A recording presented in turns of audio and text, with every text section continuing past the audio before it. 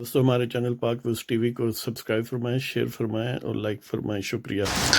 بسم اللہ الرحمن الرحیم، الحمدللہ رب العالمین والصلاة والسلام علی خاتم النبیین، اما بعد۔ پاک ویوز محمد منشا، السلام علیکم، کیسے ہیں جناب؟ تین خبریں، ان پر مختصر سی بات کرتے ہیں۔ ایک ڈاکٹر ایکیو خان کی بے بسی، دوسرا شہباز شریف اور تیسرا کرتارپور۔ ڈاکٹر ایکیو خان کسی تعارف کے محتاج نہیں، انہوں نے اپنے پر جو حکومت کی طرف سے لگائی گئی بے جا پابندیاں ہیں، جس میں وہ کسی سے مل نہیں سکتے، یہاں تک کہ اپنے قریب ترین رشتہ داروں سے نہیں مل سکتے، کسی دوست سے، یہاں تک کہ اپنے وکیل سے نہیں مل سکتے۔ تو انہوں نے اسلام آباد ہائی کورٹ، پھر Lahore high court, ultimately Lahore high court نے ان کی پٹیشن خارج کی کہ یہ سیکیورٹی ایشوز ہیں، لہذا ہماری جوریسڈکشن میں نہیں ہے۔ انہوں نے اپیل کی سپریم کورٹ آف پاکستان میں، جس میں جسٹس مشیر عالم کی سربراہی میں ایک بینچ نے ظاہر ہے خاصا لے کرنے کے بعد اور تھوڑی بہت ایکٹنگ کرنے کے بعد انہوں نے یہ حکم صادر فرمایا ہے اٹارنی جنرل آف پاکستان کو کہ جائیں آپ یا کوئی بندہ بھیج دیں، ڈاکٹر ایکیو خان سے پوچھ لیں ان کے کیا مسائل اور وہ حل کرے۔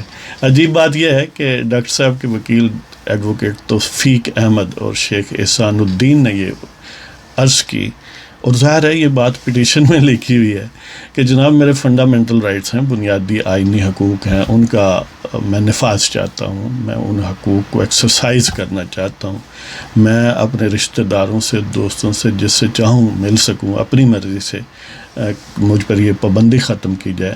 یہاں تک کہ وکیل تک اپروچ کرنا یا کورٹ تک اپروچ کرنا بھی میرے لیے بعض اوقات ناممکن بنا دیا جاتا ہے اور مختلف قسم کے دباؤ کا سامنا ہے۔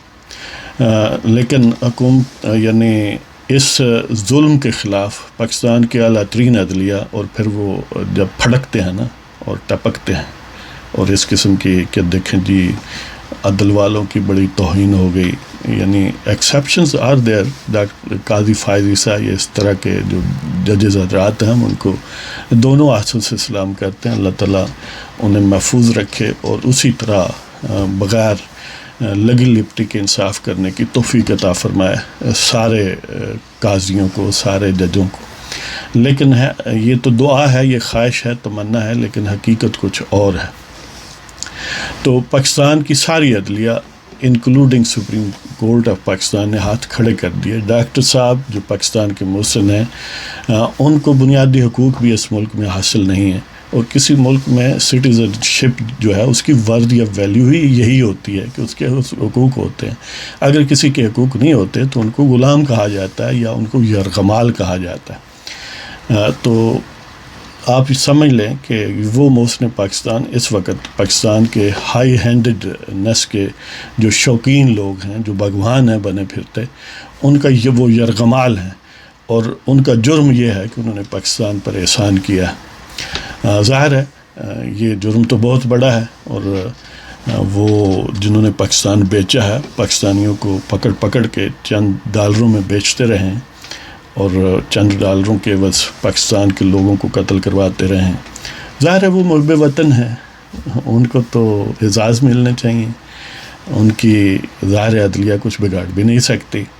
ان کی مرضی سے عوام کے حقوق چھینے جائیں، 20-22 کروڑ لوگوں کو حق رائے دہندگی جو ہے اس سے محروم کر دیا جائے، بس یہی بھگوانوں کا کمال ہے۔ اور ان شاہ دولہ ولی کے چوہے جو انہوں نے چند ایک پالے ہوئے، ان کی بھی کیا بات ہے کہ اتنا کھلا کھلا ظلم ہے، یعنی اسے کیوں اجازت نہیں دی جا سکتی کہ وہ اپنی مرضی سے اپنے خاندان کے لوگوں سے مل لے، یا اپنے وکلاء سے، یا اپنی مرضی سے وہ اپنے چار دیواری سے باہر نکل سکے۔ ٹھیک ہے، تمہیں اگر سیکیورٹی چاہیے تو ساتھ ساتھ آپ لگا دیں نا، یعنی وہاں پر سارا کچھ کیا جا سکتا ہے۔ اگر پریزیڈنٹ، پرائم منسٹر وغیرہ کی سیکیورٹی ہونے کے باوجود ان کی مرضی چلتی ہے کہ کس سے ملنا ہے کس سے نہیں، تو ڈاکٹر ایکیو خان پر بھی یہ چیز صادر آ سکتی ہے۔ حالانکہ جو اس وقت وزیر اعظم ہیں، آپ کو پتہ ہے کہ ان کا کیا حصہ ہے پاکستان میں، اور ایکیو خان کا کیا ہے۔ بہرحال مختصراً بات یہی ہے کہ پاکستان کے محسن پاکستان کی عدالتوں میں بھی بے بس ہیں، اور یہ جو ایک فساد آف عدلیہ ہے جب ان کو ہم دیکھتے ہیں تو گویا رونا آتا ہے۔ اللہ تعالیٰ ڈاکٹر اے کیو خان پر رحم کرے، انہوں نے پاکستان پر احسان کیا، پاکستان کے لوگوں کے دلوں میں تو رہتے ہیں لیکن پاکستان کے لوگوں کے ہاتھ ان کے لیے نہیں اٹھتے۔ آج اٹھنے سے مراد یہ ہے کہ وہ بھگوانوں کو مجبور نہیں کرتے۔ تو بہرحال دعا ہی کر سکتے ہیں، ایک نوحہ کہہ سکتے ہیں، وہ کہتے رہتے ہیں۔ دوسری بات کرتے ہیں جی شہباز شریف کی، لاہور ہائی کورٹ میں انہوں نے درخواست دائر کی ہے کہ انہیں یعنی ڈاکٹروں نے مزید 3 ہفتے کی آرام کا مشورہ دیا، یعنی کرونا کیونکہ ان کا پازیٹیو تھا اس حوالے سے، اور انہیں کورٹ میں اپیئرنس سے بھی ایگزمپٹ کرا دیا جائے، اور یعنی انہیں یہ جو ان کے خلاف نیب کی تحقیقات جاری ہیں اس میں انہیں ضمانت میں توسیع دی جائے۔ ظاہر ہے یہ بات بڑی لیجیٹیمیٹ ہے، یعنی سارے فیکٹرز کو سامنے رکھیں، پہلے وہ کسٹڈی میں بھی رہے ہیں، کئی مہینے بیہائنڈ دی بارز رہے ہیں، لیکن وہ جو ہے نا شوق قاتل، اس کی تسکین نہیں ہوئی۔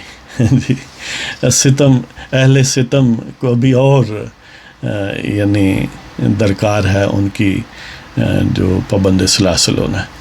تو دیکھتے ہیں جی ہائی کورٹ کیا کہتی ہے، کیا اسی طرح بے بس ہے جس طرح کیو خان کے سلسلے میں ہے، یا کوئی تھوڑا بہت لیٹیچیوڈ حاصل ہے۔ تو یہ سمجھ لیں کہ شاید اس کا تعلق کسی حد تک اسی بگاڑ سے ہے کہ جو خان صاحب کہتے ہیں کہ میرے سوا کوئی چوائس نہیں ہے کہ ملک برباد کرنے پر یکسوئی سے کام کیا جائے، کوئی اس کو ڈسرپٹ نہ کرے، کوئی اس پر تنقید نہ کرے، اس لیے اپوزیشن رہنماؤں کو قید کرنا اور ان کو یعنی خوار کرنا یہ ضروری ہے۔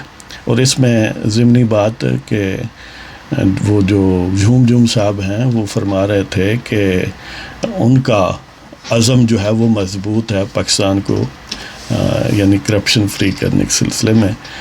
آپ امیجن کریں یہ وہی شخص ہے جو ویڈیو والا ہے جی، جو جھوم اور پتہ نہیں کیا کیا چیز ہے، اس پر نہ عدل والوں کو کوئی تکلیف ہوئی ہے، اور نہ ہی جنہیں 5.8 پر ترقی کرتا ہوا ملک تکلیف دیتا تھا انہیں کوئی اس میں پرابلم نظر آیا۔ وہ رانا ثناء اللہ اسمبلی میں بات کر رہے تھے تو حکومتی بینچوں نے کہا کہ یہ ہیرا تم نے ہی اپوائنٹ کیا۔ انہوں نے کہا اپوائنٹ ہم نے کیا لیکن ویڈیو تو تم نے لیک کی ہے نا، یعنی مطلب ان کا یہ تھا کہ اسے بلیک میل تو تم کر رہے ہو نا، ہم تو نہیں کر رہے۔ تو بہرحال یہ سلسلہ ہے، دیکھتے ہیں کہ کتنا زور باز ہوئے قاتل میں۔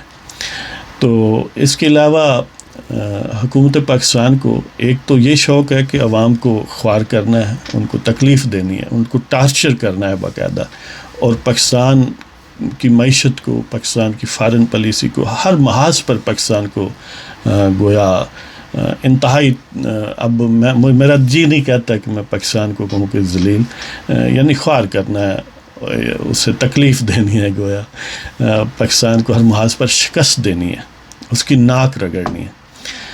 اسی سلسلے کی ایک کڑی ہے کہ کرتارپور جسے ہم نے یک طرفہ انداز میں بنایا، اربوں روپے لگائے، وہاں پر کم و بیش کوئی 45-50 ایکڑ جو ہیں رات دن محنت کر کے جناب وہاں پر گردوارہ کھڑا کیا ہے، اور شاید یہ باجوہ صاحب کی ذہنی تسکین کے لیے تھا جی۔ تو بہرحال وہ بند ہوا، یعنی اس کے اب پھر کھولنے کے لیے حکومت پاکستان کوشاں ہے، یہ منتیں کر رہی ہے انڈیا کی حکومت کو۔ انڈیا کی حکومت نے کہا ہے کہ ہم نہیں کھولتے یعنی بارڈر جو ہے پاک انڈیا بارڈر، اس پوائنٹ پر بھارتی حکومت نے اس کو کھولنے سے انکار کیا، جبکہ حکومت پاکستان بے تاب ہے، منتیں ترلوں پر اتر آئی ہے۔ امیجن کر لیں کہ انہاں دا چکی ہاتھ آیا ہے کہ کرتارپور دا بارڈر نہ کھلا تے مارے جان گے یعنی کوئی ذلت کے شوق، یعنی اپنے آپ کو ذلیل کرنے کا شوق ہی اتنا لامتناہی ہے کہ کوئی ہاتھ سے جانا ہی نہیں دیتے۔ اور پھر آپ کو یاد ہوگا کہ یہ وہ جو ملتان کا مجاور ہے جو اپنی مریدنیوں کے بال کاٹ کے پیسے اکٹھے کرتا ہے شرینی وہ وہاں پر خان صاحب کی طرف سے یہ اعلان کرتا پایا گیا تھا کہ 400 مندر ابھی ہم نے بنانے ہیں پاکستان میں، رینوویٹ کرنے اور بنانے، امیجن کریں. اور اسی سلسلے کی ایک کڑی یہ ہے، آپ نے سنا ہوگا کہ اسلام آباد میں مندر بنانا. اب ظاہر ہے اسلام آباد میں مندر بنانا ہے تو وہاں پر اتنی وہ کمیونٹی تو ہے نہیں، اس کے لیے پھر وہ بھی بھارتی حکومت سے درخواست کریں کہ ہمیں کچھ دیا جائے، کوئی 2-4 لاکھ ہی دے دو اسلام آباد میں، ہم ان کے آبادی جو ہے وہ بنا لیں تاکہ مندر کا کوئی جواز بن جائے. تو یہ جناب یعنی پاکستان کے تشخص کو، پاکستان کی معیشت کو، پاکستان کے وقار کو اور پاکستان کے محسنوں کو تباہ و برباد کرنے میں اس حکومت کا اور ان کے بھگوانوں کا، ان کے سرپرستوں کا کوئی ثانی نہیں ہے. اور یہی صرف ایجنڈا ہے. یہ محض اتفاق نہیں ہے کہ ان سے خاتم النبیین جو ہے وہ ان کی زبان سے نکلتا نہیں ہے. There is a method behind this madness. تو ہمیں اجازت دیں جناب، اس پر غور و فکر فرمائیں. انشاءاللہ پھر ملاقات ہوگی. خدا حافظ.